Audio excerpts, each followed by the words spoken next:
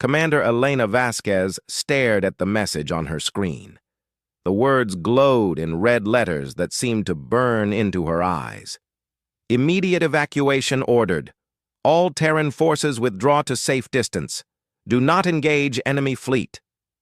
She read it 3 times before the meaning truly sank in. High Command wanted her to run. They wanted the entire 7th Fleet to turn around and flee like scared animals. Outside the bridge windows of her flagship, the Defiance, Elena could see the rest of her fleet.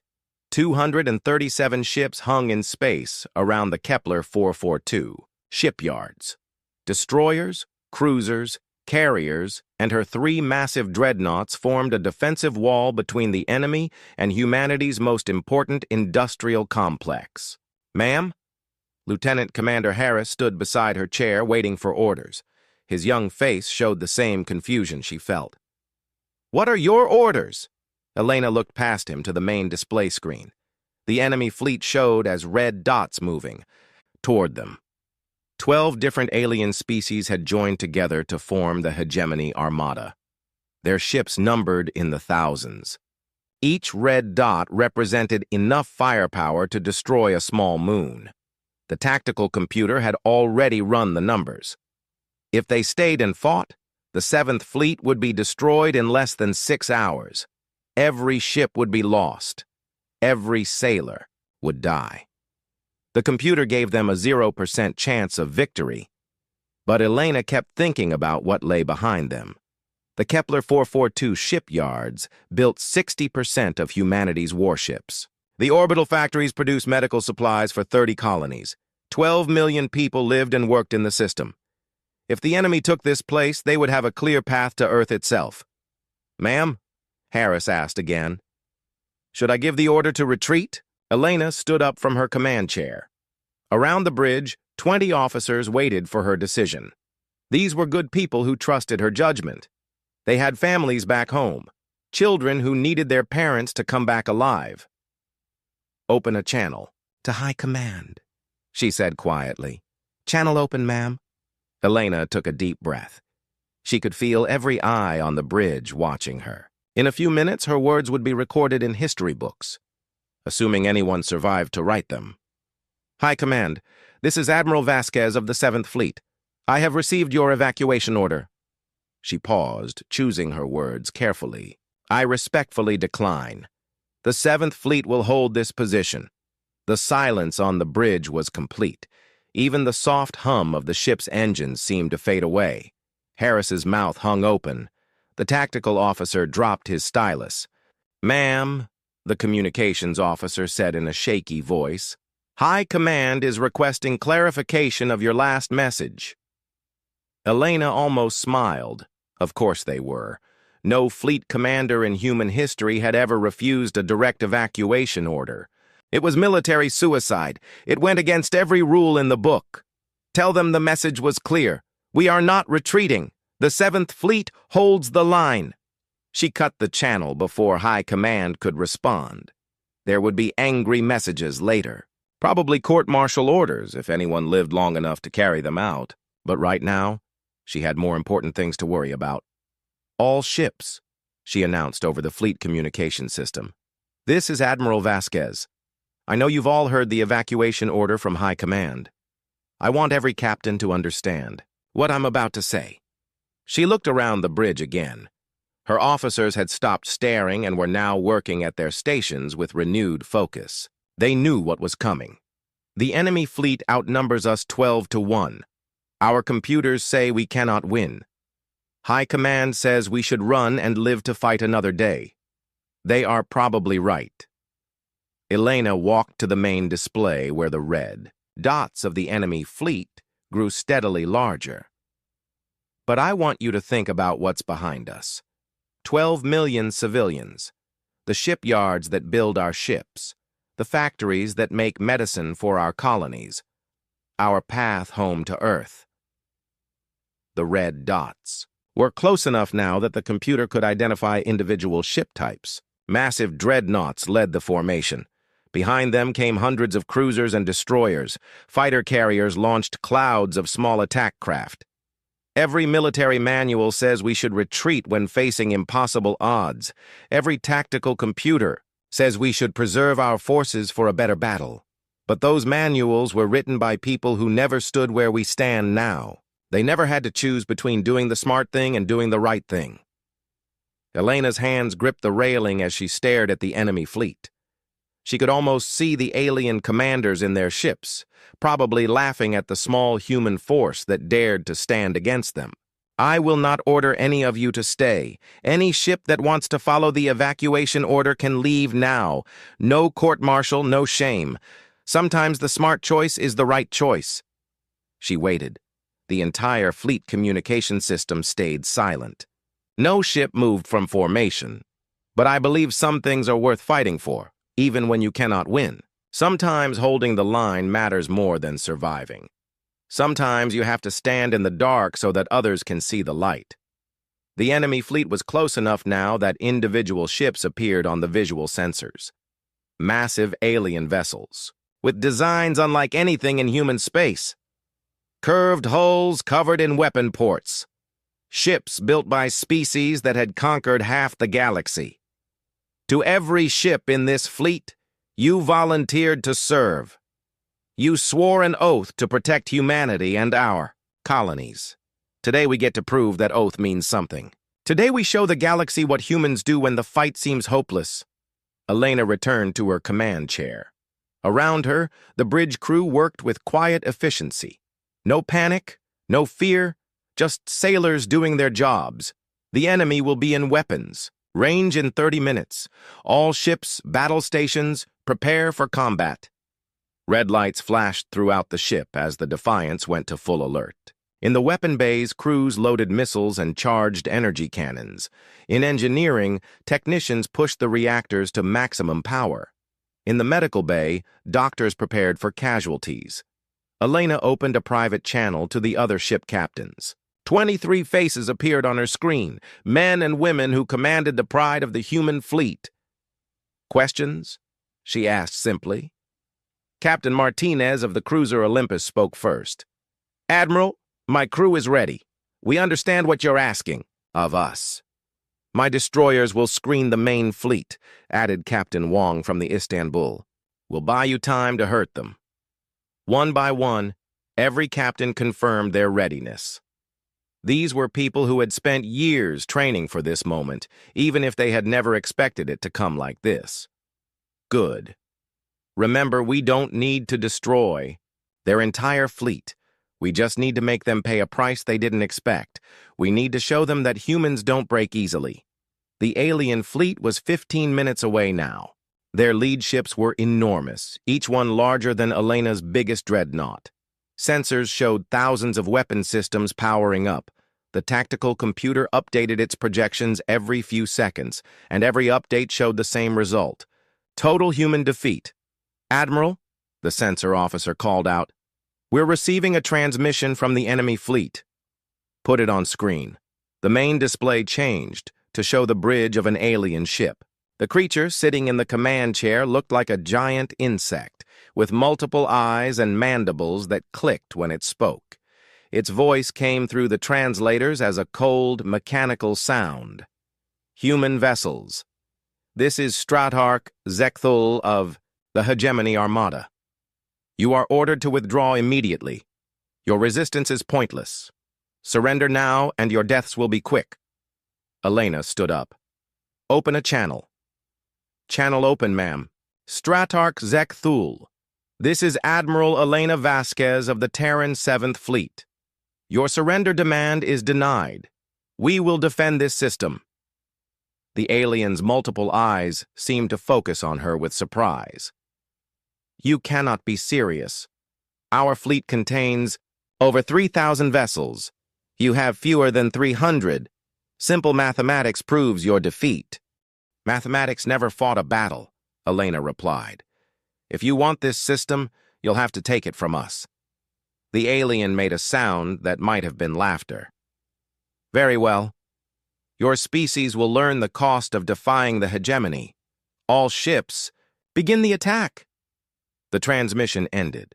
Elena sat back down in her command chair and watched the enemy fleet accelerate toward them. In 10 minutes, the real battle would begin. "All ships," she announced to her fleet. "Remember what we're fighting for. Every minute we hold them here is another minute for our people to prepare. Every ship we destroy is one less threat to our colonies. Make every shot count." The first enemy missiles appeared on the sensors, launched from maximum range. Hundreds of white streaks crossed the darkness between the two fleets. "Point defense systems online," Elena ordered. "Return fire." The 7th Fleet's own missiles. Launched in reply, smaller salvos aimed at the enemy's lead ships. The two waves of weapons passed each other in space, and then the dying began.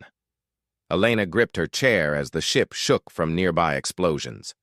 On the main screen, she watched human ships disappear in brief flashes of light. The destroyer Fearless took a direct hit and broke apart. The cruiser Phoenix lost its main engines and drifted helplessly, but the humans were fighting back. Elena smiled grimly as she watched one of her missile salvos punch through an alien cruiser's shields. The enemy ship exploded in a brilliant fireball that lit up space for miles around. "That's one," she said quietly.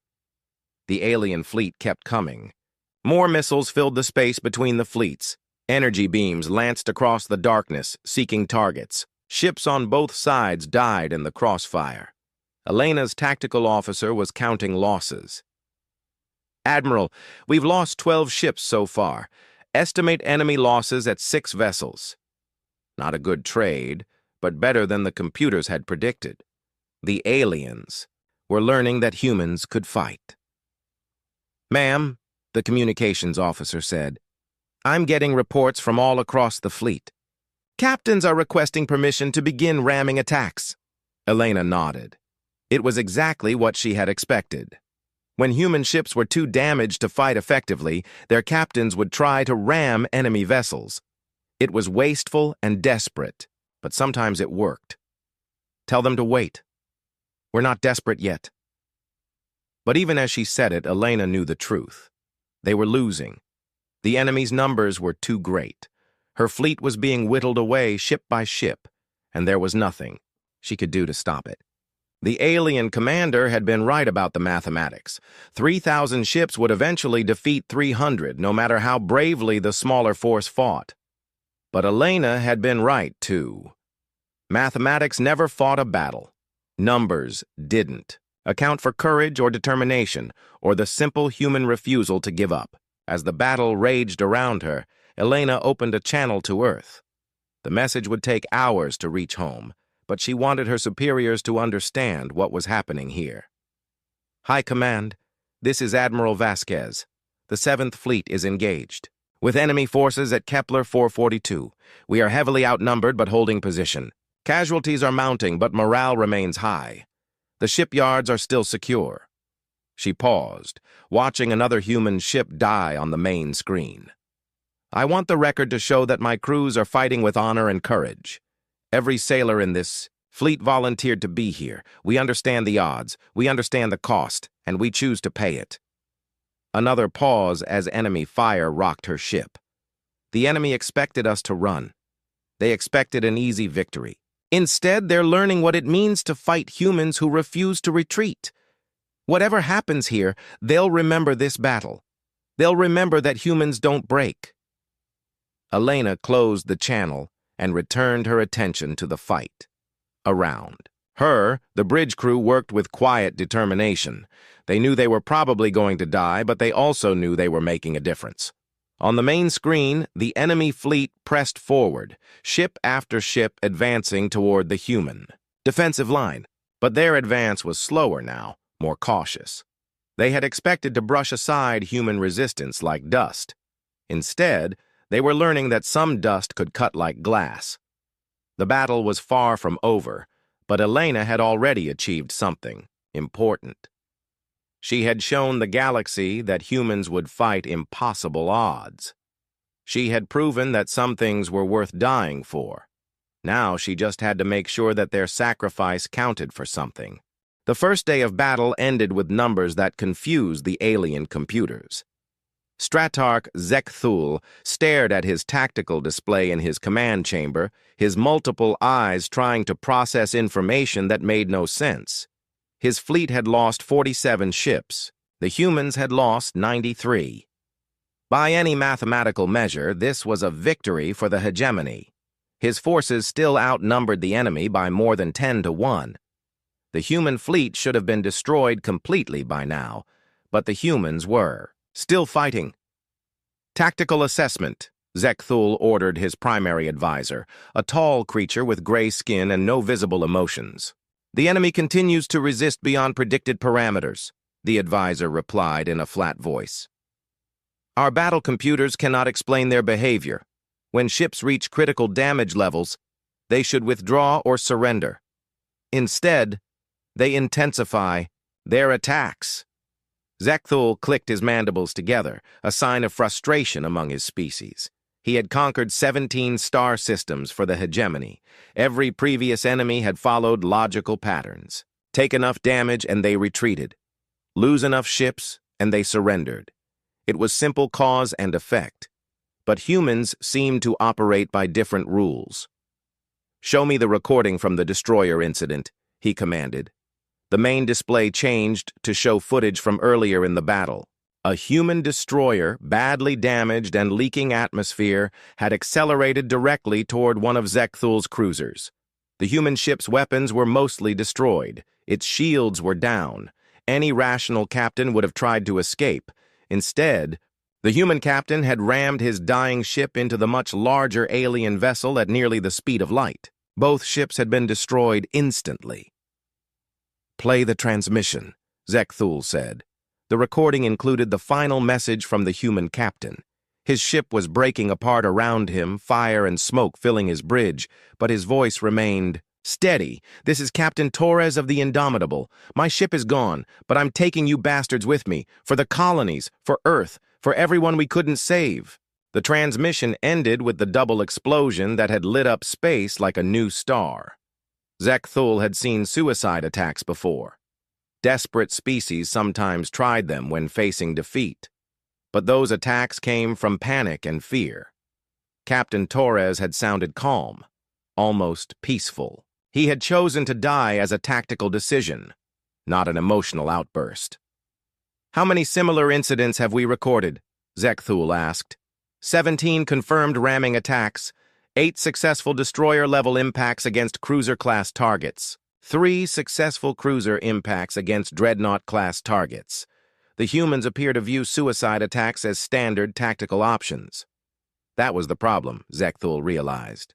His computers couldn't predict human behavior because humans didn't value their own lives the way other species did. The tactical programs assumed that self-preservation was the highest priority for any rational being. Remove that assumption, and all the calculations became meaningless. What is the status of the human fleet? 144 ships remaining. Significant damage across all vessel classes. Their flagship continues to coordinate resistance from the center of their formation. Zekthul studied the tactical display again. The human ships had formed a defensive sphere around the shipyards. Even damaged vessels maintained their positions, continuing to fire as long as they had power. Several ships that should have been abandoned hours ago were still launching missiles. Send another surrender demand, he ordered. To their flagship? 2. All of them. Perhaps some will see reason. The communications officer opened a channel to the human fleet. Zekthul composed his thoughts carefully. He had crushed the resistance of dozens of species, but this required a different approach. Human vessels. This is Stratarch Zekthul. Your losses are severe. Your position is hopeless. I offer terms for your surrender. Withdraw from this system and your lives will be spared. The response came quickly from the human flagship, the same female voice that had defied him before. Stratarch. Zekthul, this is Admiral Vasquez. Your terms are rejected. The 7th Fleet holds this position. Admiral, be reasonable. Your ships are dying for nothing. This system will fall regardless of your sacrifice. Then you'll have to take it from us. Every meter, every station, every ship. The channel closed abruptly. Zekthul stared at the display, in something approaching amazement. The human admiral sounded as determined as she had 12 hours ago, despite losing nearly half her fleet. Analysis of human leadership psychology? He asked his advisor. Insufficient data. Previous enemy commanders have always accepted surrender terms when facing similar casualty rates. Human Admiral Vasquez displays behavior patterns outside our experience. Outside their experience. That phrase had appeared in 17 different tactical reports since the battle began. The humans kept doing things that weren't in the computer databases. Sir, his sensor operator called out, the humans are repositioning their fleet. Zekthul watched the tactical display as the surviving human ships began to move. Instead of falling back to a safer position, they were actually advancing. The damaged vessels that should have been in the rear were moving to the front of their formation. What are they doing? Unknown, sir. The movement pattern doesn't match any known tactical doctrine. Zekthul was beginning to hate that phrase. Unknown. Outside parameters. No match in database. The humans were rewriting the rules of space combat with every decision they made. All ships, prepare for renewed attack, he ordered. Target their most damaged vessels first. Perhaps we can finally break their will to fight. But even as he gave the order, Zekthul suspected it wouldn't work. The humans had already shown that damaged ships fought harder, not weaker. Fear and desperation seemed to make them more dangerous, not less. The second day of battle proved his suspicions correct. The human destroyer. Relentless had lost main power 6 hours into the fighting. Its captain, a young woman named Sarah Kim, had kept fighting using backup systems and manual controls. When Zekthul's forces tried to finish off the crippled ship, Captain Kim did something unprecedented. She ordered her crew to open the missile tubes manually and load them by hand. Without computer guidance or power assistance, her sailors physically moved 300-kilogram missiles through damaged corridors and loaded them into launch tubes. Then she fired them at point-blank range into an enemy cruiser. The cruisers. Shields couldn't handle weapons fired from such close distance. Captain Kim's makeshift attack punched through the alien vessel's hull and destroyed its main reactor. Both ships were consumed in the explosion, but Kim had taken an enemy cruiser with her dying destroyer. Her final message was recorded by nearby ships. Manual loading complete. Firing solution locked. See you in hell. Zekthul reviewed the tactical data 3 times before accepting what had happened. A crew operating without power had manually loaded and fired ship-killing missiles. It should have been impossible. The missiles weighed too much. The launch tubes required computer guidance. The physical stress should have killed the humans attempting such a task. But they had done it anyway. Sir, his advisor reported, we're receiving communications from the other hegemony fleets. They're requesting updates on our progress here. Zekthul's mandibles clicked with irritation. The other commanders expected him to have finished this battle in a matter of hours. Instead, he was struggling against a force 1/10 the size of his own fleet. Tell them the human resistance is stronger than anticipated.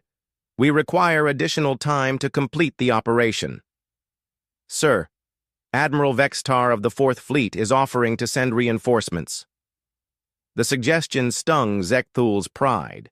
He commanded the largest and most powerful force in the hegemony armada. Asking for help to defeat a single human fleet would be humiliating. Declined. We will handle this ourselves. But privately, Zekthul was beginning to wonder if his confidence was misplaced. The humans had now held their position for 36 hours. They had cost him nearly 100 ships. Most troubling of all, they showed no signs of breaking. Tactical computers updated their projections every hour, and every hour the estimated battle duration grew longer. What had started as a 6-hour operation was now expected to last at least 4 days. If the humans continued to fight with their current intensity, it might take even longer. Sir, the human flagship is transmitting on all frequencies. Put it on speakers. Admiral Vasquez's voice filled the command chamber. She sounded tired, but determined. This is Admiral Elena Vasquez of the Terran 7th Fleet, broadcasting to all hegemony forces. I want your commanders to understand something. About humans. We don't fight because we think we can win. We fight because some things are worth fighting for. Zekthul listened with growing unease. You've taken our measure in battle. You know we can hurt you. You know we won't surrender. But I don't think you understand what you're really facing here. The transmission paused. Zekthul could hear explosions and weapon fire in the background. This isn't just the 7th Fleet. You're fighting. This is humanity's answer to tyranny. This is what happens when you threaten our families, our homes, our way of life. Every human who dies here dies knowing that others will remember. Others will carry on the fight. Another pause. Longer this time. You can destroy this fleet. You can take this system. But you can't destroy what we represent. You can't kill the idea that some things are worth dying for, and as long as that idea exists, you'll never be safe. The transmission ended. The command chamber fell silent except for the soft hum of electronics and the distant vibration of weapon impacts against the ship's hull. Zekthul stared at the tactical display, seeing the human fleet's formation with new eyes. Those weren't just ships holding defensive positions. They were symbols, statements, messages written in fire and metal across the darkness of space. "Sir," his communications officer said quietly, "what should we do about the transmission?" "Nothing," Zekthul replied. "Let them talk. Words won't save them from superior firepower." But even as he said it, Zekthul felt a strange chill run through his carapace. The humans weren't just broadcasting to his fleet. They were broadcasting on all frequencies to every ship and station in the star system. Maybe beyond. Other species would hear those words. Other conquered peoples who had learned to accept hegemony rule without question. What would they think when they heard about humans who chose death over surrender? "Resume the attack," Zekthul ordered. "All ships, maximum. Firepower, end this quickly." His fleet obeyed, pouring devastating energy into the human formation. Ships died in brilliant explosions, space filled with debris and radiation. The tactical computers showed human casualties mounting steadily. But the survivors kept fighting, and, somewhere in the back of his mind, Zekthul began to suspect that destroying the human fleet might not be enough. The damage was already done. The message was already sent. The galaxy had seen humans refuse to retreat. That knowledge couldn't be destroyed with weapons. It could only spread. The message traveled faster than light itself. On the water world of Nereid 7, deep beneath the crushing depths of an alien ocean, Kayla Esh heard the human transmission through stolen communication equipment. Her gill slits fluttered with something she had almost forgotten how to feel. Hope. Kayla Esh was old enough to remember when her people had been free.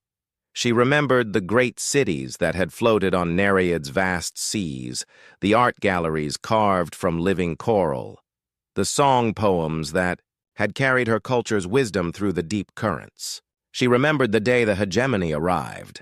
The conquest had been swift and efficient. The Nereids were pacifists by nature, their society built around harmony and cooperation. When faced with overwhelming military force, their leaders had chosen surrender over destruction. Better to live as slaves than to die as free beings. That was 30 years ago. An entire generation of young Nereids had grown up knowing only servitude. They worked in the deep-sea mining stations, extracting rare metals for hegemony shipyards. They were fed just enough to survive, educated just enough to work, and controlled through a combination of fear and despair. But now Kala Esh floated in her cramped quarters, listening to the voice of a human admiral who had chosen differently. "We don't fight because we think we can win. We fight because some things are worth fighting for."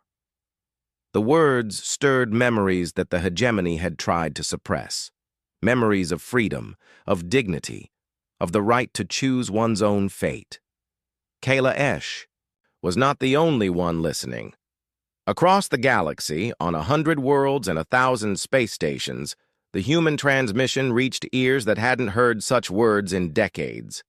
The Saurians on Kepler 186, enslaved for 2 generations, stopped their work in the weapons factories. The crystalline Etherians in the asteroid mining colonies felt something crack in the mental conditioning that kept them docile. Most importantly, the message reached the hidden networks that every HYF. The message traveled faster than light itself. On the water world of Nereid 7, deep beneath the crushing depths of an alien ocean, Kayla heard the human transmission through stolen communication equipment. Her gill slits fluttered with something she had almost forgotten how to feel. Hope. Kayla was old enough to remember when her people had been free. She remembered the great cities that had floated on Nereid's vast seas, the art galleries carved from living coral, the song poems that had carried her culture's wisdom through the deep currents. She remembered the day the hegemony arrived. The conquest had been swift and efficient. The Nereids were pacifists by nature, their society built around harmony and cooperation. When faced with overwhelming military force, their leaders had chosen surrender over destruction. Better to live as slaves than to die as free beings. That was 30 years ago. An entire generation of young Nereids had grown up knowing only servitude. They worked in the deep-sea mining stations, extracting rare metals for hegemony shipyards. They were fed just enough to survive, educated just enough to work, and controlled through a combination of fear and despair. But now Kala floated in her cramped quarters, listening to the voice of a human admiral who had chosen differently. We don't fight because we think we can win. We fight because some things are worth fighting for. The words stirred memories that the hegemony had tried to suppress. Memories of freedom, of dignity, of the right to choose one's own fate. Kayla was not the only one listening. Across the galaxy, on 100 worlds and 1,000 space stations, the human transmission reached ears that hadn't heard such words in decades. The Saurians on Kepler 186, enslaved for 2 generations, stopped their work in the weapons factories. The crystalline Etherians in the asteroid mining colonies felt something crack in the mental conditioning that kept them docile. Most importantly, the message reached the hidden networks that every HYF. Similar problems erupted across the galaxy. On Nereid 7, the deep-sea mining platforms began reporting communication blackouts and navigation errors. Kala and her fellow workers claimed ignorance when questioned by their guards, but somehow, the problems always seemed to occur during critical operations. In the Etherian asteroid colonies, the crystalline beings who processed rare minerals for hegemony technology began making subtle changes to their work. Components that should have lasted for decades mysteriously failed after only months of use.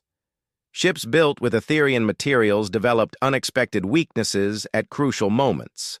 The resistance wasn't coordinated. There was no central command, issuing orders.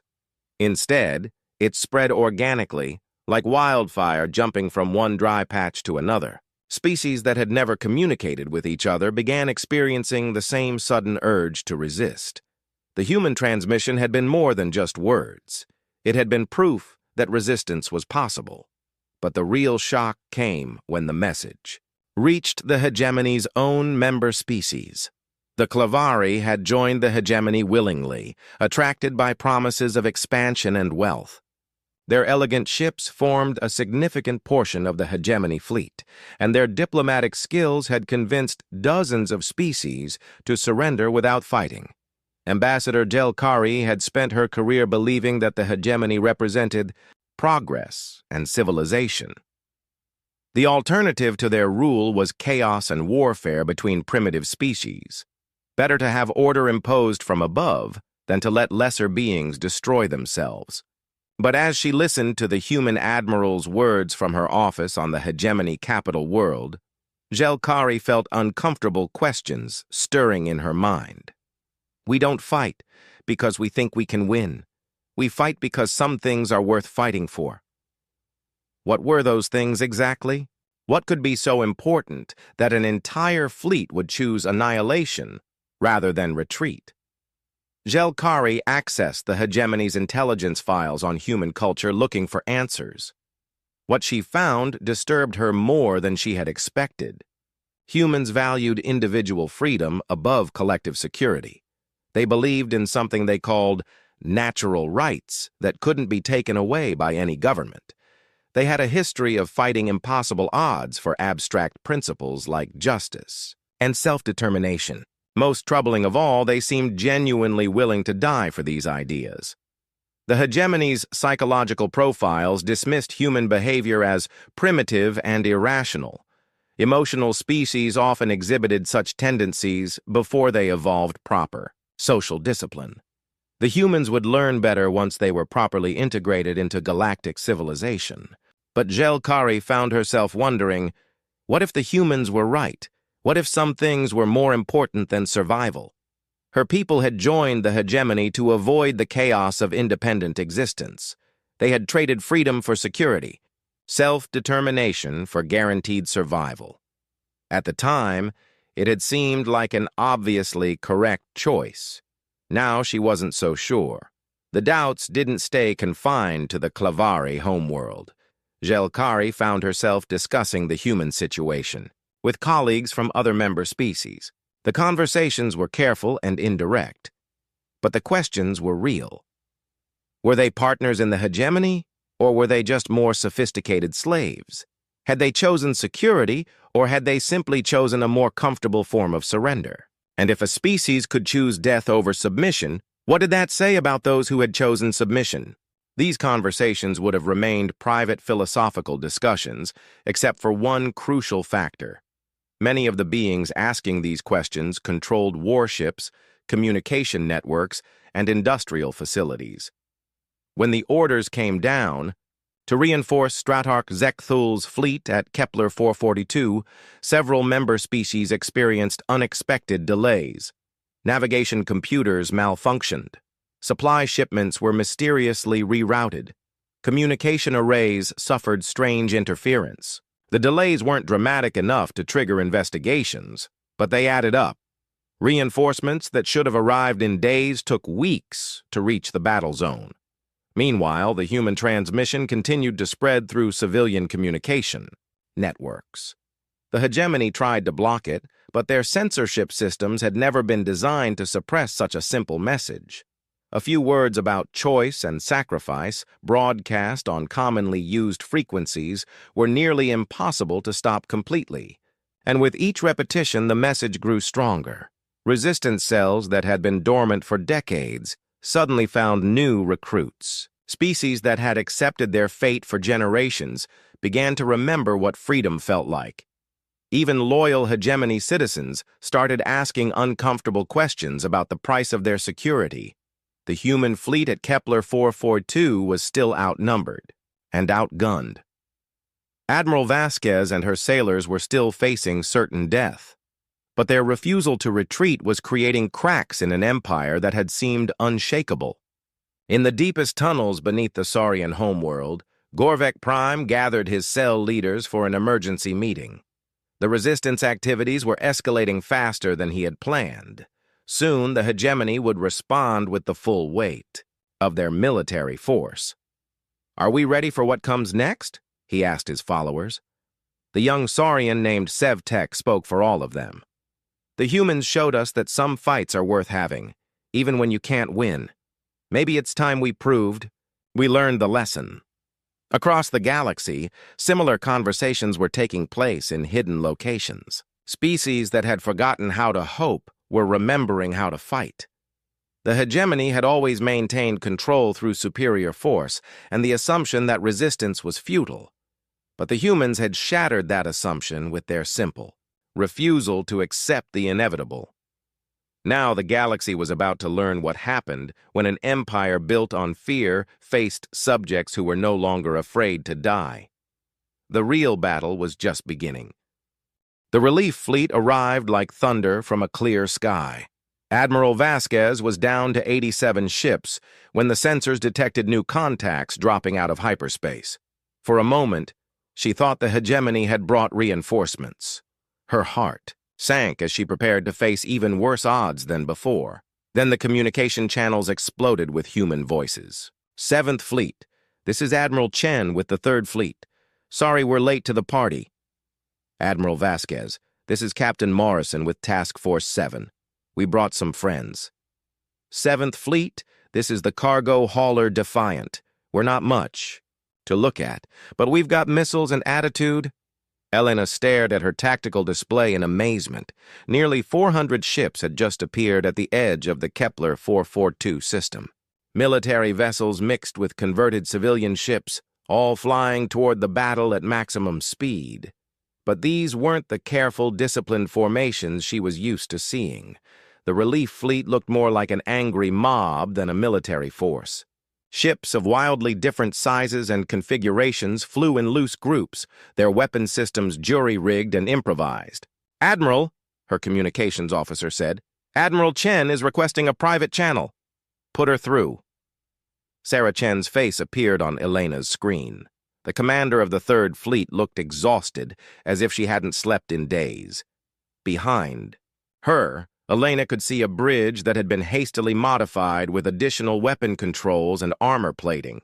"Elena, thank God you're still alive. We've been pushing our engines past Red Line for 3 days to get here." "Sarah, what the hell is going on? Those ships with you, some of them are civilian vessels."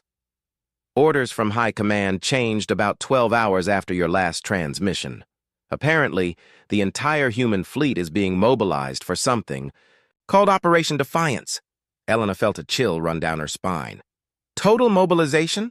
That hasn't happened since the Colony Wars. It gets stranger. Half my task force is made up of volunteers, cargo pilots, mining crews, even some passenger liner captains. They heard about your stand here and demanded to help." On her tactical display, Elena watched the approaching fleet with new eyes. That explained the chaotic formations and improvised weapons. These weren't just military reinforcements. They were ordinary humans who had dropped everything to join a fight they couldn't possibly win. "Admiral," her tactical officer called out, "the hegemony fleet is repositioning to face the new arrivals. It looks like they're splitting their forces." Elena smiled grimly. Stratarch Zekthul had probably expected human reinforcements eventually, but not like this. The alien commander would be trying to calculate the threat level of 400 ships that didn't follow any recognizable tactical doctrine. "All ships," Elena announced to her battered fleet, "prepare to support the incoming forces. Show them how the 7th Fleet fights."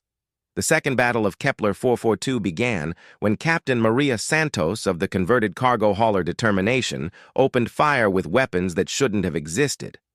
Santos had commanded a grain transport just 1 week ago. When news of the 7th Fleet's stand reached the civilian shipping networks, she had volunteered her ship and crew for military conversion.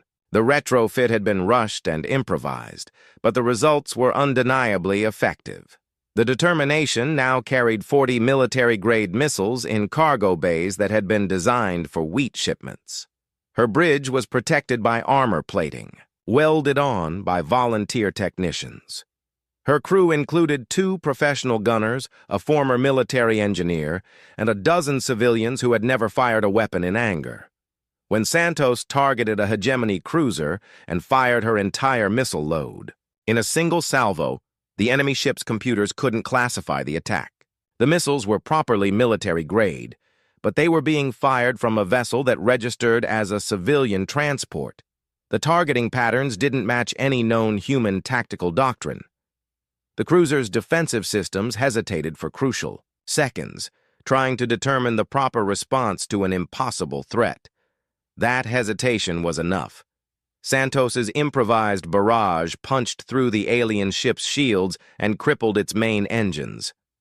"Target destroyed," Santos announced calmly, as if she sank alien warships every day. "Reloading for second salvo." Similar scenes played out across the relief fleet. Ships that had never been designed for combat were engaging vessels that outgunned them massively. Crews with minimal military training were outfighting professional alien soldiers through sheer determination and creative tactics. The cargo hauler, New York, commanded by Captain Rodriguez, had been fitted with a single massive energy cannon that used its entire power grid. The weapon could only fire once every 10 minutes, but each shot was powerful enough to damage a dreadnought. Rodriguez would charge directly at enemy ships, absorb their fire while his shields held, deliver his devastating attack at point-blank range, then retreat while his weapon recharged. The passenger liner Golden Gate, captained by an elderly woman named Elizabeth Harper, had been converted into a missile platform with firing ports cut through its hull. Harper's ship looked like it was falling apart, but her targeting was precise enough to thread missiles through enemy formations without hitting friendly vessels. Most disturbing to the hegemony forces was the mining ship Excavator, commanded by a man named Jake Thompson. Thompson had replaced his ship's drilling equipment with military-grade energy weapons, creating a vessel that could carve through enemy hulls like butter. His tactics were simple and terrifying. Ram enemy ships at ramming speed while firing continuously, using his ship's heavy construction to survive impacts that would destroy normal vessels. "This is impossible," Stratarch Zekthul muttered as he watched the tactical display. "These aren't warships. They're converted civilian vessels with improvised weapons. They should be easy targets." But his fleet was taking damage at an alarming rate. The human civilian ships fought with a reckless abandon that his computers couldn't predict or counter. They seemed to view their vessels as expendable weapons rather than valuable assets to be preserved. "Sir," his tactical officer reported, "the human civilian vessels are employing ramming attacks at 3 times the rate of their military ships. Projected casualties are exceeding acceptable parameters." "How is this possible? Civilian crews should have minimal combat training." "Unknown, sir. Their tactical patterns suggest extensive combat experience, but their ship registrations indicate they were engaged in peaceful commerce until recently." Zekthul was learning something that the hegemony's intelligence services had never understood about humans. In their society, the line between civilian and military was much thinner than in other species. Human civilians received basic military training, participated in combat simulations for entertainment, and were raised on stories of heroic last stands and impossible victories. When the call came to defend their species, these civilians brought skills and attitudes that the hegemony had never encountered in conquered populations. But the most shocking development came when the human forces unveiled their new tactical doctrine. Dr. Marcus Webb had spent the 3 days since the battle began analyzing hegemony tactics from his observation post aboard a damaged science vessel. As a military researcher, he had access to detailed sensor logs of every engagement. What he discovered changed everything. "Admiral Vasquez," he transmitted to the human flagship, "I've found their weakness." Elena accepted the transmission while her ship engaged 3 enemy cruisers simultaneously. Around her, the bridge crew worked with the mechanical precision of people who had been fighting for their lives for days. "Dr. Webb, unless you've invented a death ray, I'm not sure how much help you can be right now." "Better than a death ray, Admiral. I've figured out how they think." Webb's excited face appeared on Elena's screen. Behind him, displays showed complex tactical analyses and probability matrices. The hegemony's entire military doctrine is based on predictable responses to calculated threats. Their ships always take the most efficient action based on mathematical analysis. They never waste resources on low-probability attacks. "That's basic military sense, Doctor." "Exactly, but that's also their weakness. They can't adapt to enemies who ignore basic military sense. Every time we do something tactically insane, their computers have to recalculate everything from scratch." Elena began to understand. "You're suggesting we formalize chaos as a battle doctrine. I'm suggesting we do what humans do best, the impossible. The hegemony expects rational behavior. If we give them irrational behavior, we can break their ability to respond effectively." Within hours, the human fleet began implementing what they called Project Berserker. Ships started operating in ways that pushed both crews and technology past safe limits. Pilots injected combat stimulants that would incapacitate most alien species. Engineers manually adjusted reactor configurations during battle, risking catastrophic failures for marginal increases in power. Entire crews volunteered for missions with zero statistical survival probability. The results were immediate and devastating.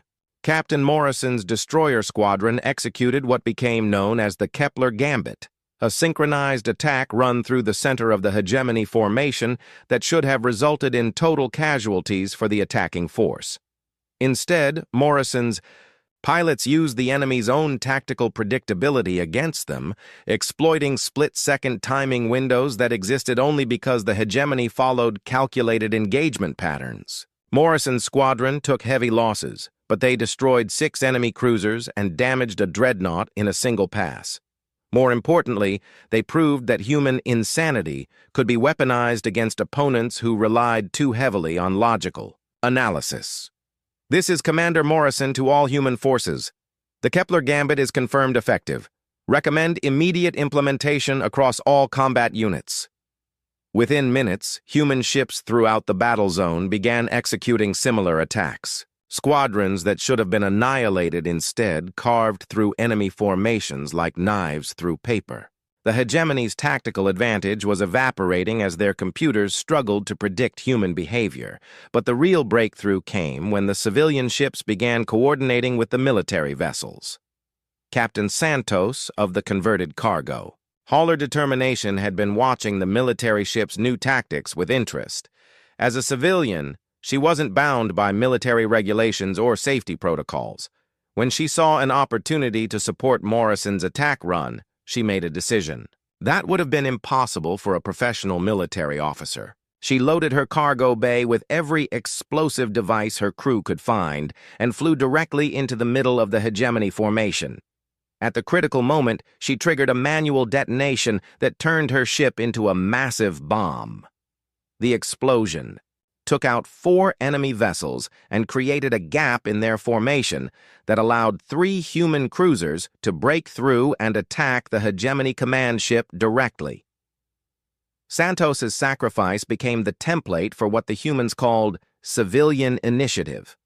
Converted cargo ships, mining vessels, and passenger liners began executing attacks that no sane military commander would approve. They used tactics that ignored every principle of space combat, achieving results that should have been impossible. The hegemony forces found themselves facing an enemy that refused to follow any known rules of warfare. Their superior technology and numbers were becoming irrelevant against opponents who treated their own lives as tactical resources to be expended for maximum effect. "Sir," Zekthul's advisor reported, "our casualty rates have increased by 400% since the human reinforcements arrived. At this rate, we will lose combat effectiveness within 18 hours. Zekthul stared at the tactical display in growing disbelief. His massive fleet was being systematically destroyed by a force of improvised warships and suicidal civilians. It should have been impossible, but impossible, he was learning, was what humans did best. "Send a priority message to High Command," he ordered. "Request immediate reinforcements. All available fleets." "Sir, that would leave our other conquest targets undefended." "Do it anyway. If we can't stop the humans here, nowhere will be safe." For the first time in his career, Stratarch, Zekthul was beginning to understand fear. 6 months after the Battle of Kepler 442, the galaxy had changed in ways no one could have predicted. The war that was supposed to end with humanity's quick defeat had spread to 47 star systems. The hegemony's pacification campaign had become a desperate struggle for survival against an enemy that refused to follow the rules of civilized warfare. Admiral Elena Vasquez stood on the bridge of her new flagship, the Indomitable, watching the tactical display as human forces prepared for what they called Operation Pandora.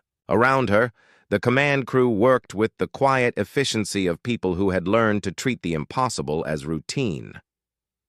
The Indomitable was not like the ships Elena had commanded before the war. Built in the orbital shipyards that her fleet had died to protect, It incorporated lessons learned from months of combat against superior technology. The ship's armor was designed to absorb massive damage while continuing to function. Its weapons were configured for close-range combat, where human advantages in reaction time and tactical flexibility were most effective. Most importantly, the Indomitable was crewed by people who had proven they would rather die than surrender. "Admiral," her communications officer reported, "all task forces report ready for the final phase." Elena nodded and activated the fleet-wide communication system.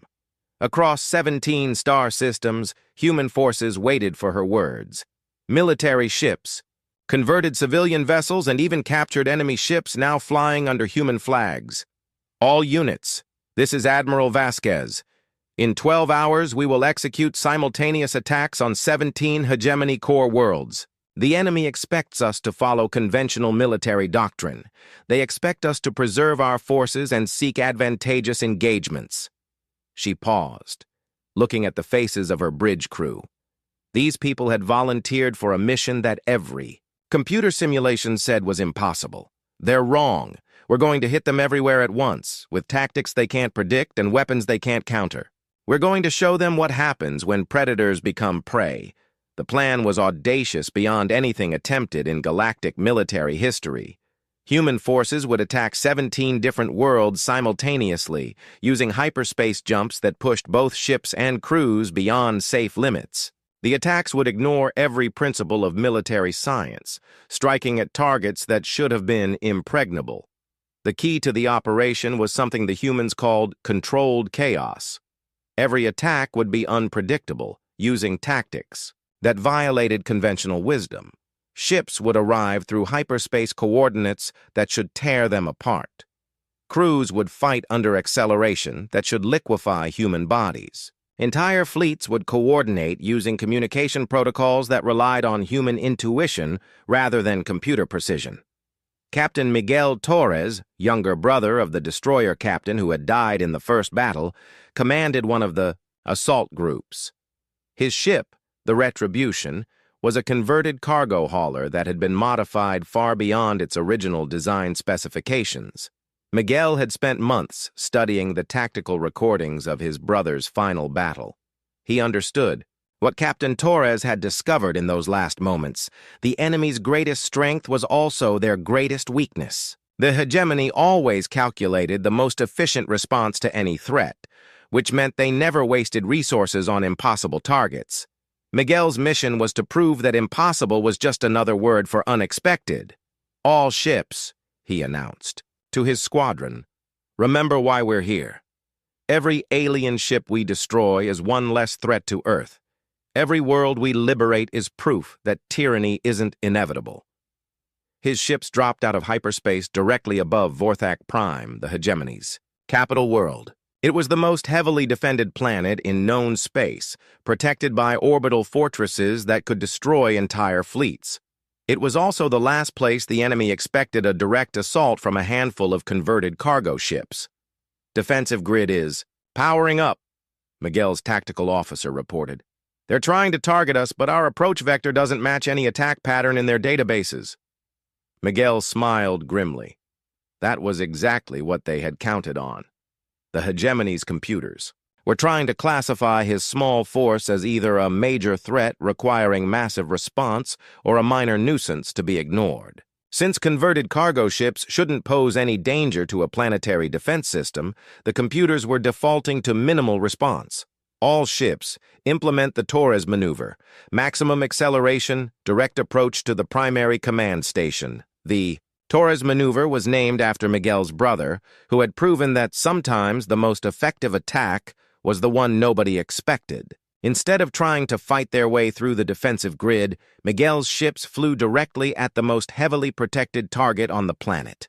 The orbital fortresses opened fire, but their targeting systems were calibrated for large fleet actions, not small ships flying attack patterns that made no tactical sense. Energy beams designed to destroy dreadnoughts swept past cargo haulers that maneuvered like fighter craft. Miguel's ship shook as defensive fire bracketed their position, but the Retribution held together.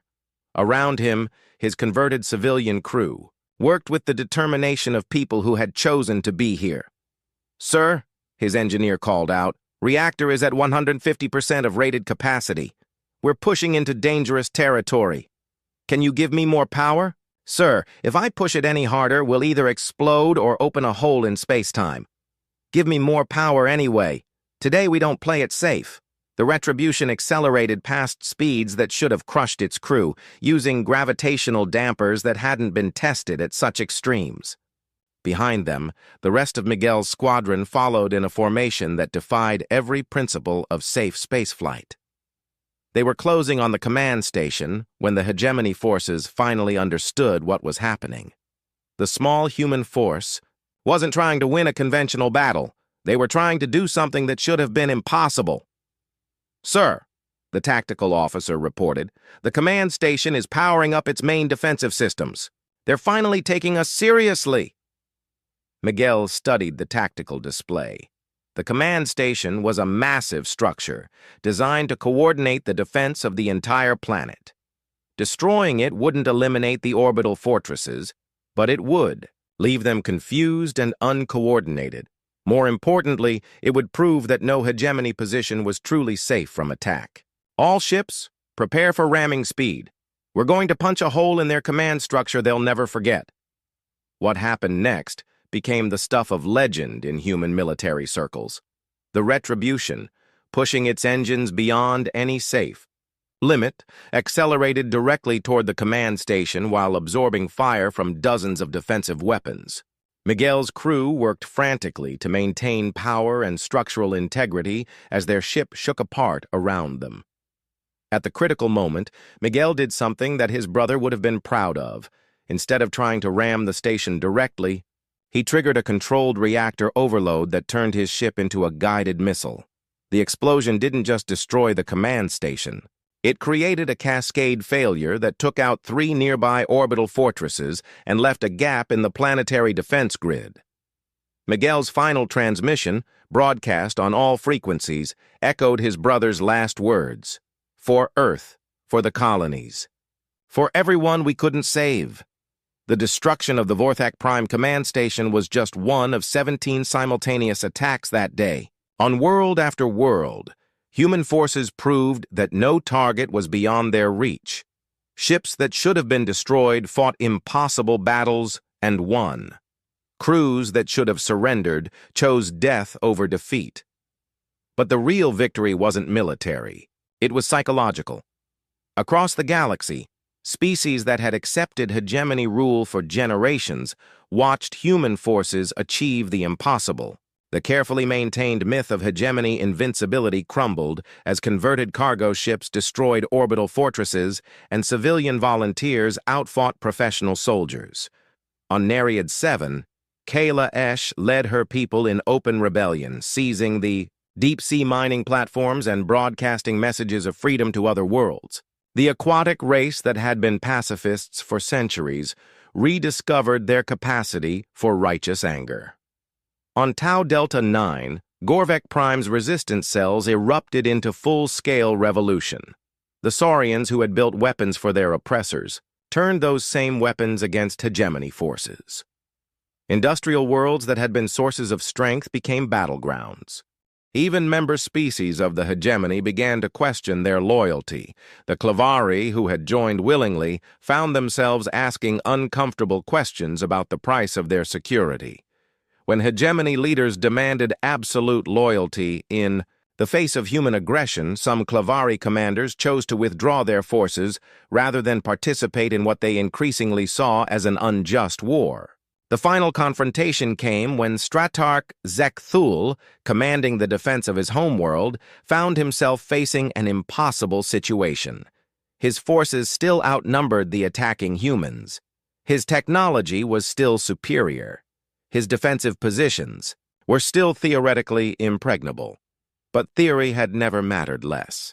The human attack on Vorthak Prime came from 7 different directions simultaneously, using tactics that violated every principle of military science.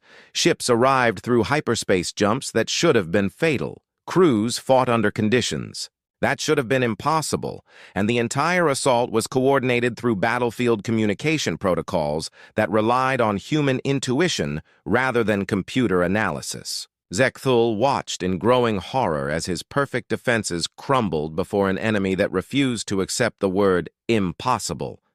Human ships punched through his orbital grid using maneuvers that his computers couldn't predict. Landing forces established beachheads on his planet's surface despite facing overwhelming opposition. Most terrifying of all, the humans were broadcasting their attack on all frequencies, showing the galaxy that even the hegemony's capital world could be successfully assaulted. "Sir," his advisor reported, "multiple system failures across the defensive grid. The humans are using some kind of virus that targets our tactical computers." "Impossible. Our systems are isolated from external networks. The virus appears to be transmitted through our own communication systems, sir. Every time our computers try to analyze human tactics, they become infected with error codes that cascade through the network." Zekthul realized what was happening. The humans had weaponized their own unpredictability. By using tactics that were fundamentally illogical, they had created attacks that literally broke the hegemony's computer systems when they tried to analyze them. "Fall back to the inner defensive perimeter," he ordered. "We'll make our stand at the planetary capital." But even as he gave the order, Zekthul knew it was too late. The humans had already won the only victory that mattered. They had proven that the hegemony could be defeated. The war ended not with humanity's total victory, but with something more profound: the transformation of the galactic order itself. The hegemony's member species began demanding renegotiation of their agreements. Conquered peoples declared independence and made it stick through armed resistance. The carefully maintained system of oppression that had controlled half the galaxy for centuries began to collapse. Admiral Elena Vasquez found herself meeting with representatives from dozens of species to establish what they called the Free Worlds Alliance. The gathering took place on a neutral station at the edge of what had once been hegemony space. "The question," said Elder Counselor Thane Rai of the Etherians, "is what comes next. The old order is broken, but what will replace it?" Elena looked around the conference table at faces representing 100 different worlds and species. Some had been allies, some enemies, and some had never chosen a side until humans showed them that choice was possible. "We build something better," she said simply. "We prove that beings can cooperate without one group dominating all the others. We show the galaxy that strength doesn't have to mean oppression." A young Saurian delegate, one of Gorvek Prime's former cell leaders, spoke up. "And if other empires rise to threaten our freedom?" Elena smiled, thinking of all the people who had died to make this moment possible. Captain Torres, his brother Miguel, the thousands of sailors and civilians who had chosen principle over survival. Then we do what humans do best. We stand in the dark so others can see the light. We fight impossible odds because some things are worth fighting for. And we never, ever retreat when retreat means abandoning what we believe in. The Free Worlds Alliance was formally established 3 months later. Its founding charter included a simple principle that became known throughout the galaxy as the human doctrine. Some things are worth fighting for, even when you cannot win.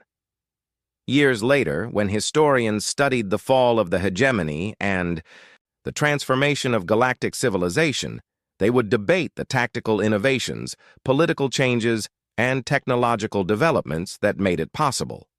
But they would always return to the same crucial moment, when Admiral Elena Vasquez received an evacuation order and chose to disobey it. Because sometimes the most important battles aren't fought to win.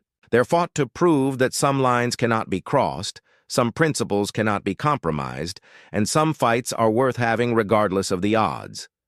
Humanity had refused to retreat, and in doing so, they had taught the galaxy what courage looked like. The real battle, the one for the soul of galactic civilization, had been won the moment the first human ship chose to stand and fight rather than run and live. Everything else was just mathematics. The message came on a Tuesday. Captain Jack Miller was knee-deep in the guts of an old satellite when his comm unit buzzed. He wiped the grease from his hands onto his already stained jumpsuit and tapped the device on his wrist. "Miller here," he grunted. "Captain, you need to get to command right now." The voice belonged to General Thompson. It was rare to hear the old man sound shaken. "We've made contact." Jack's heart skipped a beat. Those 3 words changed everything. For decades, humanity had sent signals into the darkness of space, hoping for a response. Now, they had one. Jack looked around at his orbital junkyard, a floating collection of dead satellites, old ship parts, and space debris that most people thought worthless. His business of salvaging and repurposing spacecraft scraps suddenly seemed small against the weight of first contact. "On my way," he replied, already floating toward his small transport ship. The United Space Command headquarters buzzed with activity. Screens displayed a sleek, silver spacecraft unlike anything humans had built. It had entered Earth orbit 30 minutes ago and broadcast a message in perfect English. "We come in peace," the alien transmission had said. "We are the Valthians, travelers from beyond your stars. We wish to meet." General Thompson nodded at Jack as he entered the control room. "Miller, glad you're here. Why call me?" Jack asked. He was no diplomat or high-ranking officer, just the owner of the largest orbital salvage operation in Earth space. "Because you know ships better than anyone. I want your eyes on this." The room fell silent as the communication screen flickered to life. The face that appeared was humanoid but clearly alien. Pale blue skin, large eyes with vertical pupils, and a mouth too wide for a human face. "Greetings, people of Earth. I am Commander Vex of the Valthian Exploration Fleet." The alien's voice was smooth, almost musical. "We have traveled far to meet new civilizations. We request permission to send representatives to discuss peaceful relations." After a brief discussion among Earth's hastily assembled welcome committee, permission was granted. Jack watched the proceedings with growing unease. 20 years in space had taught him to trust his gut. And right now, it was screaming that something wasn't right. 3 days later, Jack found himself giving a tour of his salvage yard to Commander Vex and 2 other Valthian officials. Earth's leadership had insisted on showing the aliens all aspects of human space operations, including Jack's business. "This is most curious," Commander Vex said, gesturing at the organized chaos of Jack's yard. "You collect garbage." Jack felt his face grow hot. "One person's trash is another person's treasure. We repurpose and rebuild. Nothing goes to waste." The aliens exchanged glances that Jack didn't need a translator to understand. Amusement, maybe even pity. "Fascinating primitive approach," one of the other Valthians remarked. "Our civilization abandoned such recycling centuries ago. We simply fabricate what we need." Jack led them through his main workshop, where his team was converting an old fuel tank into a habitat module. The Valthians watched with what looked like poorly concealed disdain. "How do you defend your world with such limited technology?" Commander Vex asked, running a 3-fingered hand over the scared surface of a decommissioned shuttle. "We manage," Jack replied stiffly. "Humanity is resourceful." Commander Vex smiled, showing too many teeth. "Indeed. Resourcefulness is an admirable trait in developing species." The tour ended with a brief meeting in Jack's cluttered office. As the aliens prepared to leave, Jack excused himself to check on a repair. Instead, he slipped into the adjacent storage room and left the door slightly ajar. The Valthians spoke in their own language, apparently believing themselves alone. Jack activated the translation app on his comm unit, a prototype he'd salvaged from a research satellite last year. The words came through broken but clear enough. Perfect target, minimal defenses, primitive technology. The resources alone, worth the effort. Water, minerals. Their repurposing habits, amusing but useless against our Armada. Begin preparations. 3 Earth cycles should be sufficient. Jack's blood ran cold. He'd suspected something was off about the friendly visitors, but this confirmed his worst fears. The Valthians weren't here for peaceful relations. They were scouts for an invasion. As the aliens left, Jack headed straight for General Thompson's office. The general listened to Jack's recording, his face growing grimmer with each translated word. "This could be a misunderstanding," Thompson said, but his tone lacked conviction. "Sir, with respect, they're planning to attack in 3 days," Jack insisted. "They think we're easy pickings because our technology isn't as flashy as theirs. They laughed at my yard, at how we repurpose things. What would you suggest, Captain? Our conventional forces are no match for their level of technology." Jack stared out the window at Earth below, beautiful and vulnerable. Then his eyes drifted to his junkyard, floating in the distance, filled with discarded satellites, old ship parts, and chunks of space debris. A plan began forming in his mind. "General, I think I have an idea, but you're going to think I'm crazy." Thompson sighed. "At this point, Miller, I'm open to crazy. They underestimate us because we reuse old tech. They think it makes us weak." Jack leaned forward, eyes bright with purpose. "But what if that's actually our strength? They won't expect an attack from what they consider junk. What are you suggesting? Give me authority to organize our defense. Let me use my junkyard fleet." Thompson raised an eyebrow. "Your what?" "Every piece of scrap in my yard has potential, General. Some of those old satellites still have functioning thrusters. Those decommissioned defense platforms. Their targeting systems work fine. We've got hundreds of fuel tanks that could be repurposed as bombs. You want to fight an advanced alien armada with space junk?" Thompson asked incredulously. Jack nodded. "They're expecting conventional warfare. High-tech against high-tech. But my team and I know how to make something from nothing. We know how to use what others throw away." After a long moment, Thompson nodded slowly. "You have 48 hours, Miller. Make it count." Jack stood and saluted. "They laughed at our scrap, sir. Let's see if they're still laughing when it hits them." Jack stood in the center of his largest workshop bay, looking at the small group of people gathered before him. 8 hours had passed since his meeting with General Thompson, and he had called in every favor he was owed. "I know this sounds crazy," Jack said, his voice echoing in the metal chamber. "But in less than 3 days, those Valthian ships are coming back, and they're bringing friends." Tess Walker, his chief engineer, crossed her arms. With wild red hair and a face full of freckles, she looked more like an artist than the mechanical genius she was. "And the general actually approved this plan of yours." "Not exactly approved," Jack admitted. "Let's say he's allowing it while the real military prepares." Marcus Reed, a former military pilot with dark skin and serious eyes, leaned against a workbench. "So we're the backup plan for when the real defenses fail." Jack nodded. "Pretty much." Eli Jones, Jack's oldest friend and the best salvage expert in Earth orbit, spat on the floor. The skinny, weathered man had spent more time in Zero than anyone else in the room. "Well, I'd rather go down fighting with junk than hiding in a bunker." "What exactly is the plan here, Jack?" Maya Chen asked. The young computer specialist had joined Jack's crew only 6 months ago, but her ability to revive dead systems was unmatched. Jack tapped a button on his wrist comm, and a holographic display appeared in the center of the room. It showed hundreds of dots representing the pieces of salvage in Jack's yard.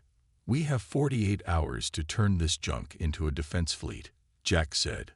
"We need weapons, shields, and a way to coordinate it all." Tess laughed. "With what? Half this stuff barely has working power systems." "That's where you come in," Jack replied. He turned to Maya. "And we need your magic touch with the computer systems." Maya's eyes narrowed as she studied the display. "I might be able to network some of the old satellite systems together. Create a distributed command structure." Marcus stepped forward, military training evident in his posture. "Even if we get these pieces working, how do we fight an advanced alien fleet?" Jack smiled. That's the beauty of it. They don't expect us to fight at all. At least, not with this. He gestured around the workshop. They saw our junk and laughed. They don't see it as a threat. So we have surprise on our side. Marcus mused. What else? Jack tapped his comm again, and the display changed to show readings from the Valthian ship's visit. I had sensors running when they docked. Their ships use a strange energy signature, but more importantly, they seem to have blind spots. Eli moved closer to the display. What kind of blind spots? They don't register certain Earth metals well on their scanners, and they filter out radiation patterns common to our old satellites as background noise. Jack's eyes gleamed. They're looking for high-tech threats, not junk moving in unusual ways. Tess began to nod slowly, ideas clearly forming. So we use our junk's natural stealth. We could modify some of the old telecom satellites into jammers. And those decommissioned defense platforms still have functioning railguns, Marcus added, warming to the idea. What about the old fuel tanks from the Mars missions? Eli suggested. Fill them with the right mix, and they'd make nice bombs. Maya was already typing on her portable terminal. I can rewrite the guidance systems from those weather satellites to work as a coordinated swarm. Jack felt a surge of hope as his team began talking over each other, suggesting ideas and solutions. This was why he trusted them. While Earth's military leaders prepared conventional defenses the Valthians would expect and easily counter, his junkyard dogs would create something unpredictable. The next 36 hours passed in a blur of activity. Sleep was forgotten as Jack's core team expanded to include every salvage worker, mechanic, and space engineer who could be trusted with the secret. The orbital scrapyard transformed into a hive of frantic but purposeful work. Tess led a team converting old satellites into jammers designed to disrupt Valthian communications. Their systems are advanced, but they still use electromagnetic waves. She explained as she rewired a satellite's dish. If we broadcast enough noise on all frequencies, they won't be able to coordinate. Marcus worked with former military contacts to reactivate weapon systems on decommissioned platforms. These railguns are outdated by military standards, he told Jack during a brief rest period, but they can still accelerate metal chunks to deadly speeds.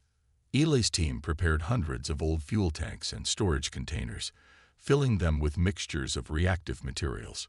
Not exactly high-tech bombs, the salvage expert said with a grin, but they'll make a mess when they hit. Maya barely looked up from her workstation for 18 straight hours.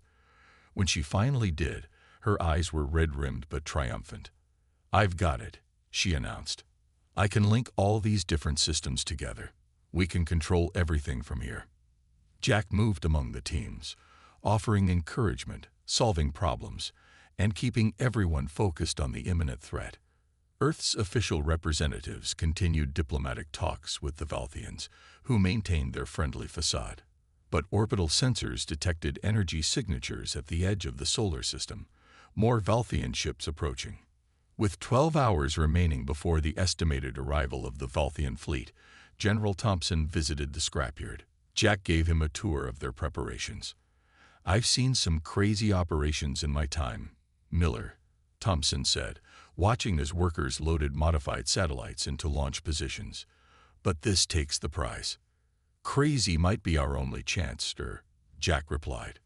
Thompson nodded grimly. Our official defenses are ready, but their technology is far beyond ours. The Security Council has been debating surrender terms. Jack's jaw tightened. We're not surrendering. No, Thompson agreed. We're not. That's why I've come to tell you that you're now officially part of Earth's defense strategy. I've convinced the Council to give you operational authority for your, what are you calling this fleet? Jack looked out at the organized chaos of repurposed junk that represented humanity's unconventional defense. We call ourselves the Junkyard Dogs, sir. Thompson almost smiled. Fitting. The Valthians will be expecting pedigree warriors with shiny weapons. Instead, they'll get street mutts with teeth. As the general left, Jack received an alert. The Valthian armada had been detected entering the solar system, a force 10 times larger than expected. His comm unit buzzed with incoming messages from panicked officials and military commanders. Jack silenced the noise and gathered his core team. "They're early, and there are more of them than we thought," he said simply.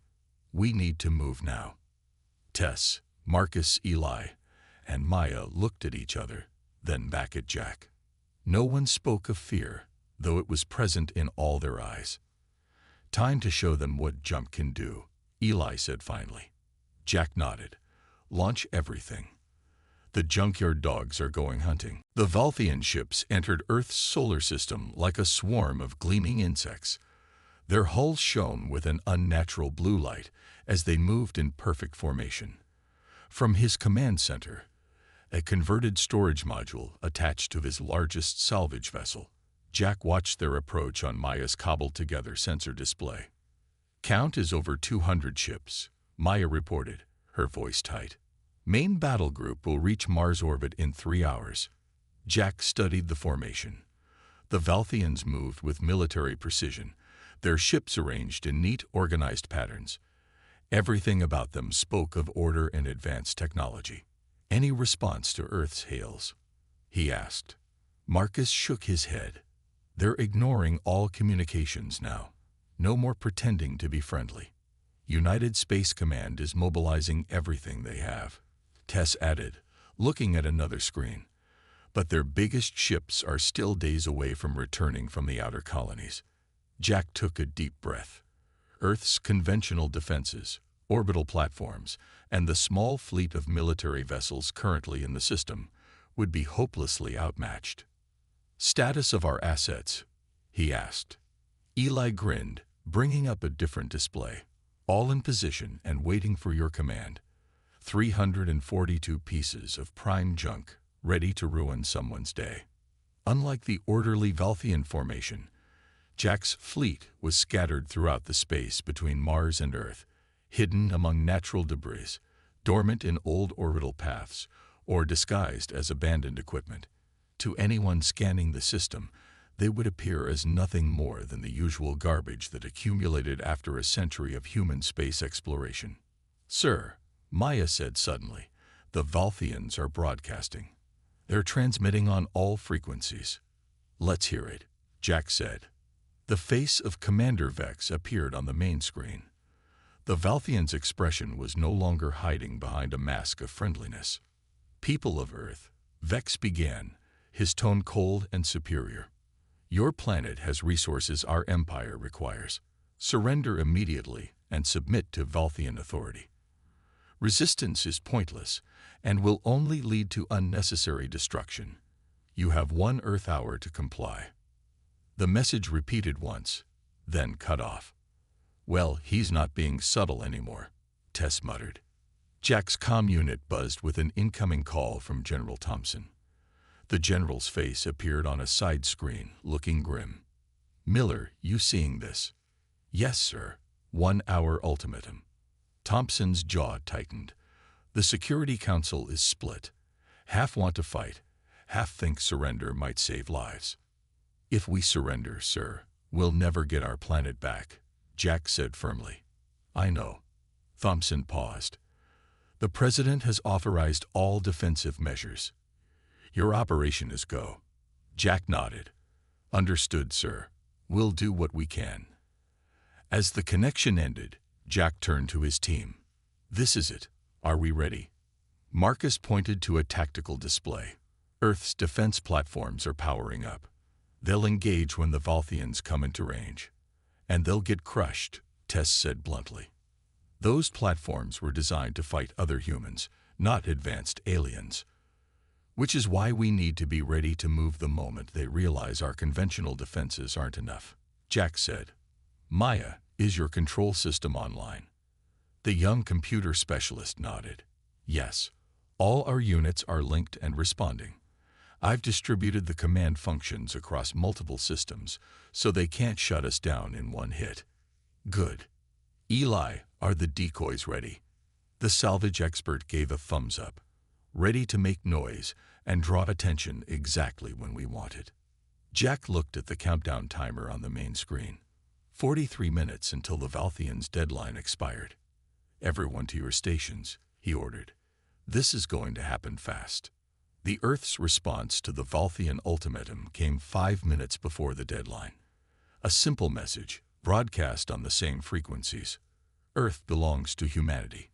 We will defend our home." The reaction was immediate.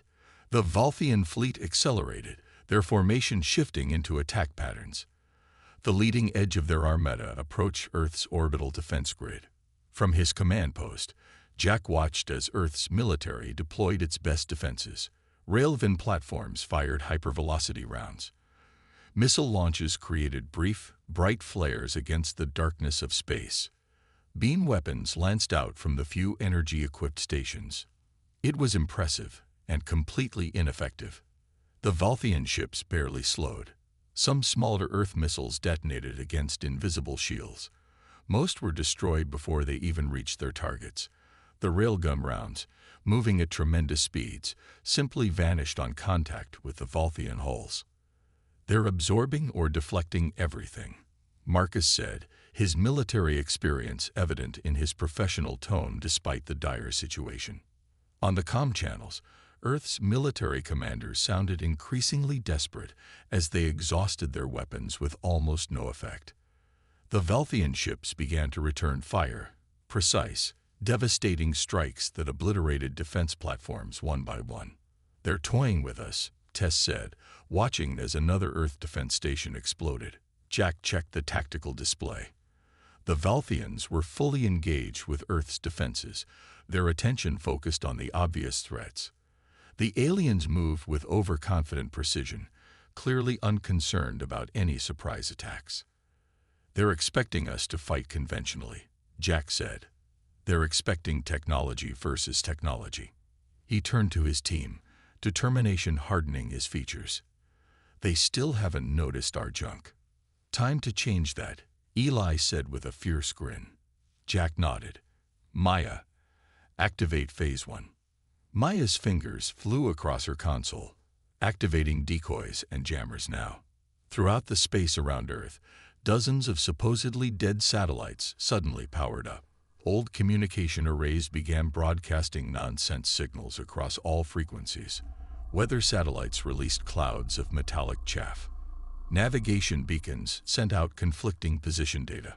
On the tactical display, the perfect Valthian formation faltered momentarily as their communications were disrupted.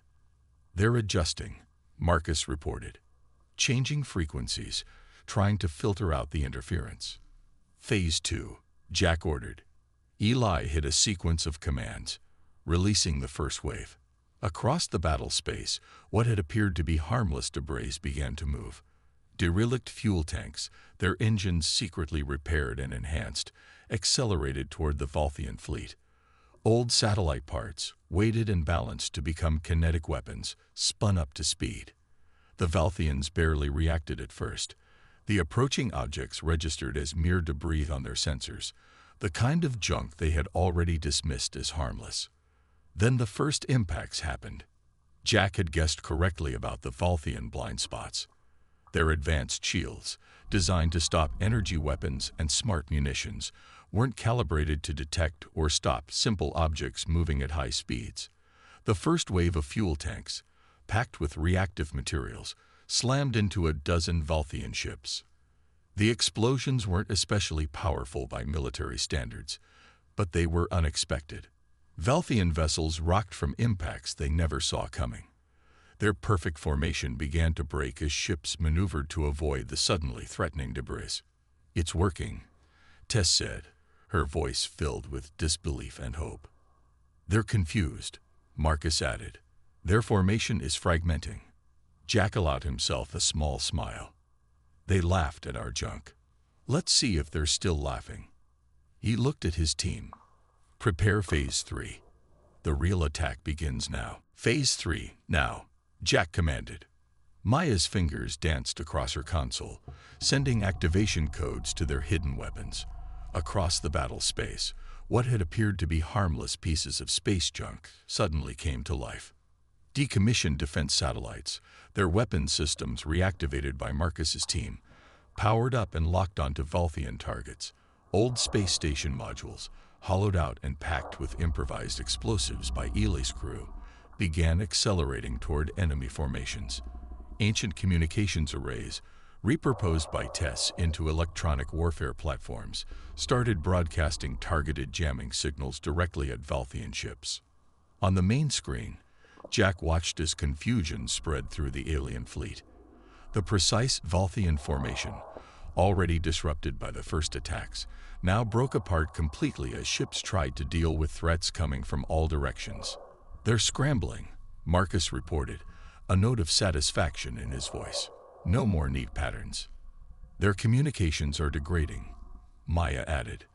"My algorithms are isolating their command frequencies and targeting them specifically." A priority alert flashed on Jack's display. General Thompson's face appeared on the side screen. "Miller, what the hell is happening out there?" The general looked both confused and hopeful. "The Valthians were cutting through our defenses like paper. Then suddenly they're flying into each other and acting disorganized."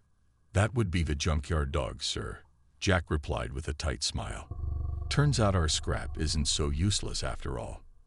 "Keep it up," Thompson ordered. "We're regrouping our remaining forces to support your operation." As the connection ended, Eli pointed to a new development on the tactical display. "They're adapting. Some ships are changing their shield configurations." Jack had expected this. The Valthians were technologically advanced. They wouldn't stay confused for long. "Time for the second wave," he ordered. "Tess, activate the EMP devices." Tess grinned as she entered commands. "Those old nuclear power cells are about to earn their keep."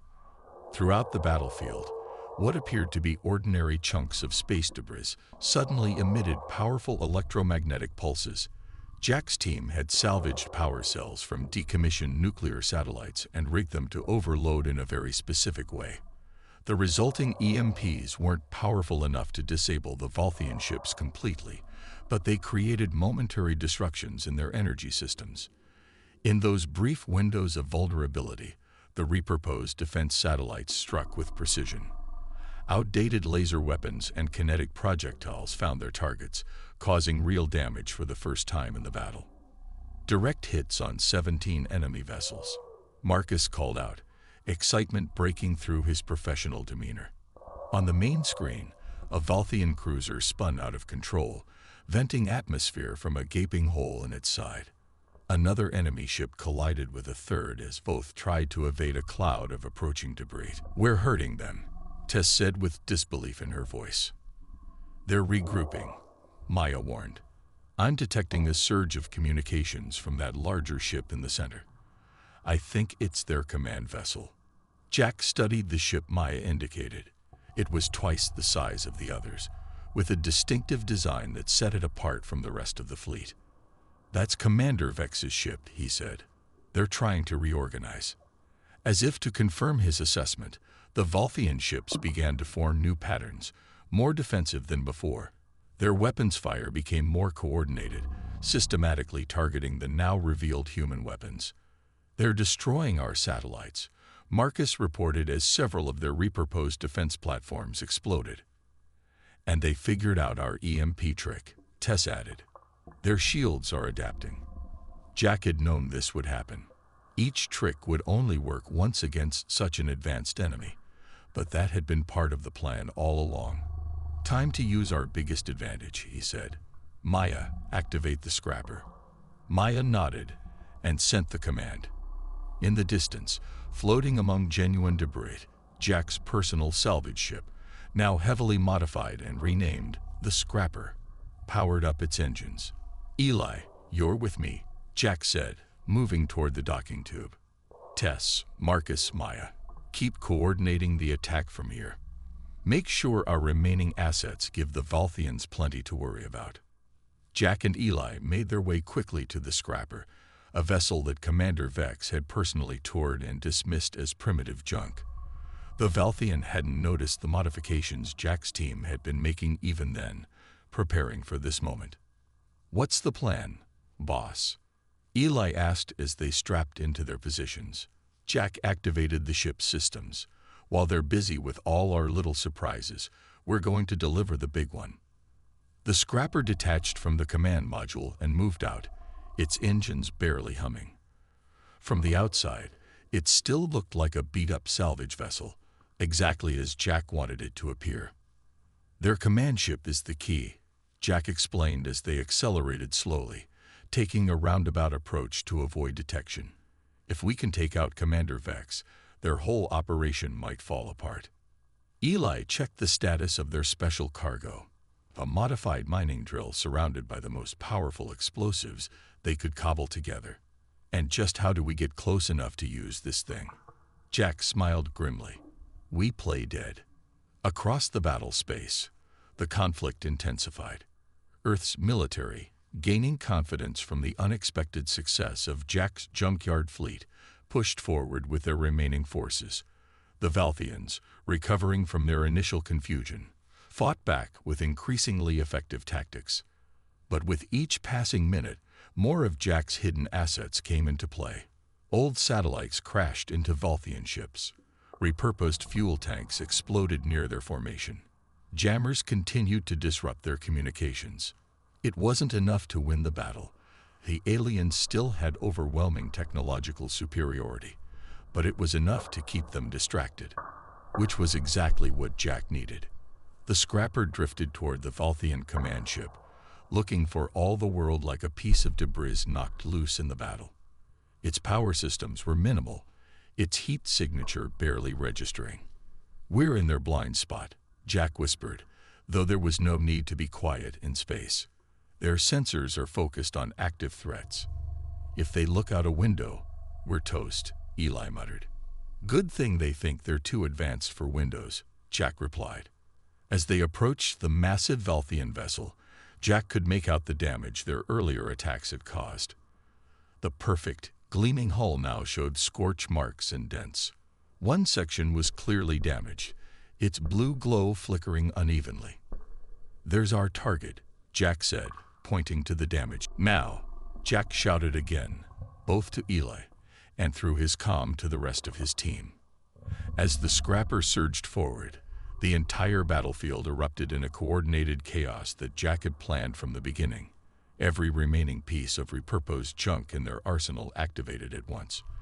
Derelict satellites fired their last weapons. Converted fuel tanks detonated in carefully planned sequences. Abandoned station modules released clouds of metal fragments. The sudden surge of activity forced the Valthian command ship to divide its attention.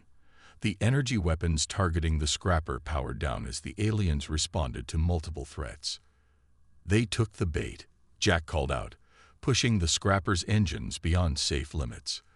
The old salvage vessel shuddered as it closed the final distance to the command ship's damaged section. Eli's hands flew over the controls of their makeshift weapon. Drill ready. 10 seconds to contact.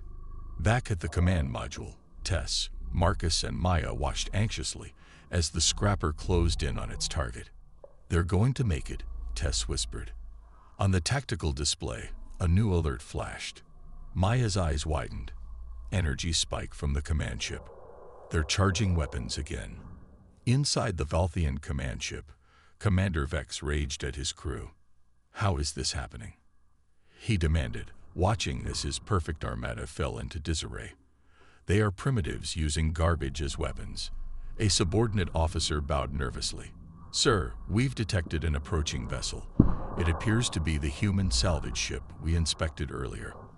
Vex's vertical pupils narrowed. Destroy it immediately. Weapons charging, Commander, but our systems are still recovering from their electronic attacks. Vex slammed a three-fingered hand onto the command console. These humans and their junk. They should have surrendered when they had the chance. The scrapper slammed into the Valthian command ship's hull, the impact throwing Jack and Eli against their restraints. The mining drill engaged immediately, its hardened tip, designed to bore through asteroids, grinding into the damaged section of the alien vessel. Drill at 50%. Eli reported, fighting to keep his position as the ship shook violently. 60%. 70%. Jack could see energy weapons swiveling toward them on the hull. "We're out of time."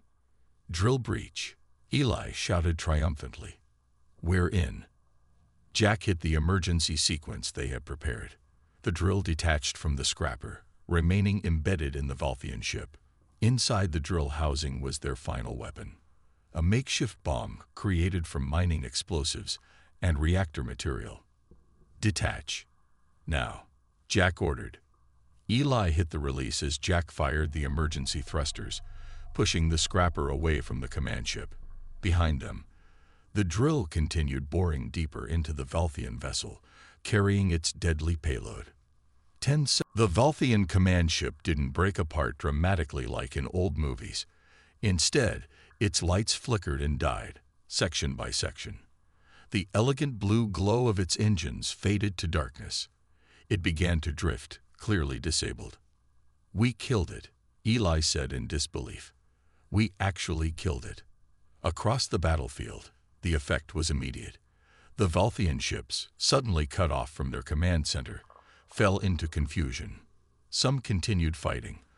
Others began defensive maneuvers, and a few simply stopped, as if waiting for orders that would never come. In the command module, Maya was the first to understand what had happened. "The command ship is down." All Valthian communications just went silent. Marcus studied the tactical display with professional assessment. Their fleet structure is collapsing. Without central command, they don't know what to do. Earth's remaining military forces, seeing the opportunity, pressed their advantage. With the Valthians now disorganized, even Earth's limited weapons were finding their targets. Tess grabbed the comm unit. "Jack, Eli, do you copy?" After a tense moment of static, Jack's voice came through. "We copy. The big bad ship is down. How's it looking out there?" "Like we might actually win this thing," Tess replied, her voice breaking with emotion. The battle lasted another 30 minutes, but the outcome was no longer in doubt. Without Commander Vex's coordination, the Valthian ships couldn't maintain their advantage. More than 50 alien vessels were destroyed or disabled. The rest, recognizing their defeat, began retreating toward the edge of the solar system. The scrapper limped back to the command module, its hull scorched and damaged, but still intact. Jack and Eli were greeted with cheers and tears as they emerged from the docking tube. "General Thompson is calling," Maya announced, her eyes bright with victory. "The whole world is watching, Jack." Jack straightened his dirty jumpsuit before accepting the call. The general's face appeared on screen, looking both exhausted and elated. "Miller, I don't know how you did it, but you did it," Thompson said. "The Valthians are running. Earth is safe." "Not just me, sir," Jack replied, putting his arms around his team. "The junkyard dogs saved the day." Thompson nodded respectfully. "The president wants to speak with you directly. You're heroes, all of you." After the call ended, Jack looked around at his team. At Tess with her wild red hair now singed at the edges, at Marcus standing tall despite his obvious exhaustion, at Eli nursing a cut on his forehead, and at Maya, whose fingers were still flying over her console, tracking the retreating aliens. "Not bad for a bunch of junk collectors," Jack said with a tired smile. "I bet Commander Vex isn't laughing at our scrap now," Eli added. 1 week later, the official ceremony was held in Washington, with all the pomp and circumstance the grateful Earth government could muster. Jack and his team stood uncomfortably in new uniforms as the president pinned medals on their chests. Through ingenuity, courage, and resourcefulness, these 5 individuals proved that humanity's greatest strength lies not in the shininess of our technology, but in our ability to adapt, to repurpose, and to see value where others see only junk. The president declared to thunderous applause. Afterward, as they escaped the crowds for a moment of peace, Tess nudged Jack. "So what now? Back to the junkyard?" Jack looked up at the night sky, where new defense systems, many based on his team's improvised designs, were already being constructed. Earth would be ready if the Valthians or anyone else returned. "Actually," he said, "I got a message this morning. From the Valthians. His team stared at him in shock. A peace envoy, Jack continued. Apparently, we impressed them. They'd want to talk trade. Trade? Marcus asked suspiciously. What could they possibly want from us now? Jack smiled. Our junk. Turns out, they've never seen anything like our ability to repurpose and adapt old technology. They called it a unique and valuable skill. Eli burst out laughing. So they're not laughing at our scrap anymore. No, Jack said, looking back at the stars. Now they want to buy it.